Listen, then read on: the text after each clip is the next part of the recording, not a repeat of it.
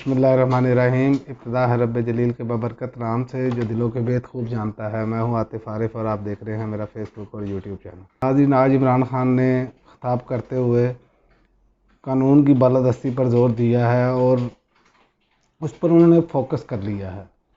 शायद उनको अब समझ आ चुकी है कि निज़ाम इंसाफ में अगर बेहतरी नहीं होती तो बाकी तमाम मामला जो हैं वो ऐसे ही चलेंगे। उसकी उन्होंने चंद मिसालें भी दी। उन्होंने कहा कि निज़ाम इंसाफ अगर बेहतर होगा तो तमाम चीज़ें बेहतर होंगी, और ये बात बिल्कुल ठीक है कि निज़ाम इंसाफ बेहतर होगा तो करप्शन भी ख़त्म होगी, तकरीबन ना होने के बराबर हो जाएगी।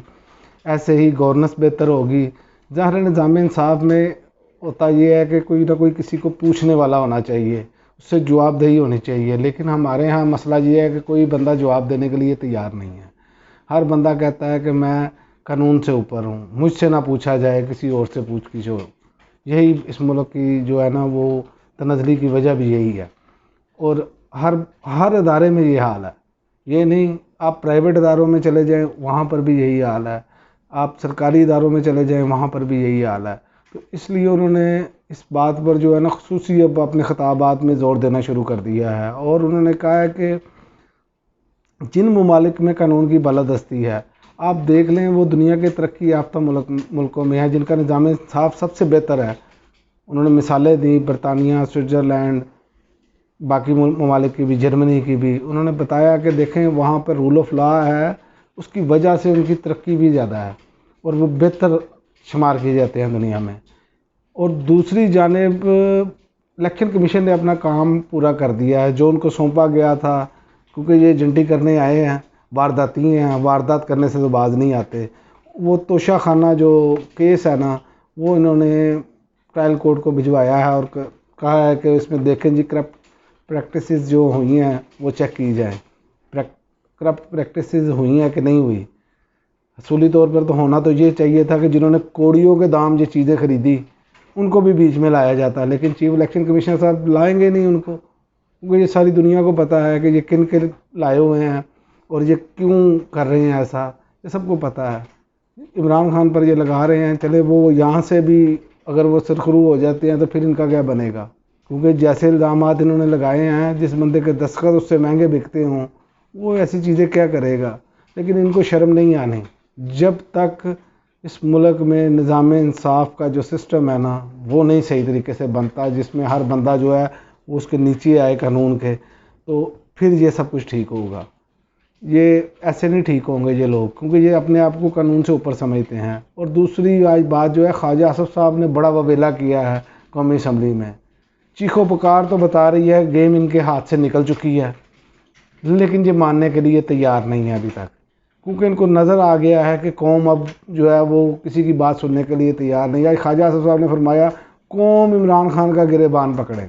आप अंदाज़ा करें, ये उनके बारे में कह रहे हैं जिनके साथ कौम खड़ी है, कौम उनका गिरेबान पकड़े। कौम ख्वाजा आसफ साहब का गिरेबान क्यों ना पकड़े, जिन्होंने कहा था असम्बली में खड़े होकर, मियाँ साहब लोग ही भूल ही जाएंगे, एक दो दिन की गल है। ख्वाजा साहब लोग नहीं भूले, यही आपको बताना चाह रहा हूँ मैं कि लोग आपकी ये बातें नहीं भूले। और इमरान खान ने ये बात की थी आपको जवाब में प्रेस कॉन्फ्रेंस में कि ये आपके बाप का पैसा नहीं है जो ये कौम भूल जाएगी।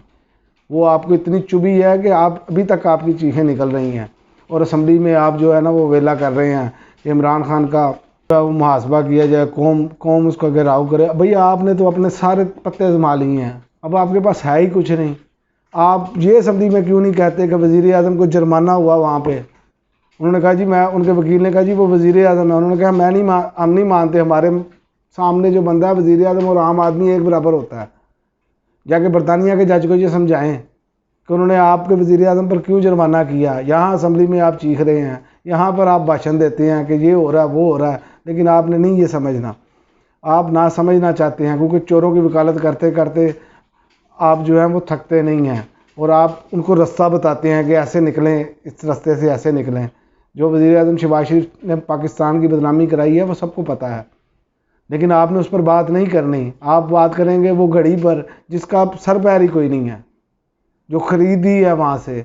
इससे पहले भी सारे मामला सबको पता है क्या होते रहे हैं, लेकिन आप चूँकि इस पर नहीं, आप तो चूँकि आप अपनी सीट भी किसी की बनोने में जीत कर आए हैं, आपकी चीखें बता रही हैं कि अब आप जो है जितना मर्जी वो वेला कर लें। आप ही ने बताया कि मैंने फ़ोन किया तो मैं सीट हार रहा था तो मेरी सीट अगले दिन, ये सब कुछ ऑन रिकॉर्ड बातें हैं। आप इसमें क्या अब आपको बताया जाए, लेकिन जो आप ज़बान इस्तेमाल करते हैं, ये ज़बान अगर आप पर इस्तेमाल हुई ना तो आपको समझ नहीं आनी, आपको अपने सफ़ेद बालों का ख्याल रखना चाहिए। और दूसरी बात ये है कि उन्होंने कहा कि आर्मी चीफ की तैनाती के बारे में हमने अभी तक सोचा नहीं है। ख्वाजा साहब, आपने मजाक समझा हुआ है इस तकर्री को। आपका काम था कि नवंबर होते ही पूरे दुनिया में हमारा मजाक बना हुआ है, एक माहौल सा बना हुआ है, कौन आर्मी चीफ आएगा। पूरी दुनिया में ऐसे नहीं होता जैसे हमारे मुल्क में हो रहा है कि इतना बड़ा ओहदा और वो उसको जो है ना वो हमने मजाक बनाया हुआ है। कभी कह रहे हैं फ़लाँ जनरल नहीं आना चाहिए, फ़लाँ नहीं आना चाहिए। भाई आना तो पाक फ़ौज में से है ना, किसी ने भी आना। तो आपने अगर, और दूसरी बात आज इमरान खान ने यही बात कही जो मैं पिछले वीलॉग में भी बात कर चुका हूँ कि मुजरिम जो है उससे आप कैसे डिस्कस कर सकते हैं, क्या ये नेशनल सिक्योरिटी का मसला नहीं है। और वो क्या, उन्होंने बताया कि वो अदालत में जा रहे हैं इस मसले पर, और अदालत में उनका जाना भी बनता है कि वैसे तो उन्होंने मरासला लहराया था तो अदालतें हरकत में आ गई थी, यहाँ पर अदालतें क्यों नहीं हरकत में आ रही, यहाँ पर निज़ाम इंसाफ क्यों नहीं हरकत में आ रहा। हरकत में आता है निज़ाम इंसाफ के जब उनको कहा जाता है, उस वक्त आता है। आज खुद नोटिस होना चाहिए इस पर, क्यों मफरूर के साथ मशवरा कर रहे हैं वज़ीर आज़म। पाकिस्तान की सबसे अहम तकर्री है जिस पर यह मुशावरत की जा रही है, लेकिन हम हैं कि अपने आप को बेहतर करने के लिए तैयार नहीं, ना अदारे अपना पूरा रोल प्ले कर रहे हैं कि मुल्क को इस बहरान से कैसे निकालें।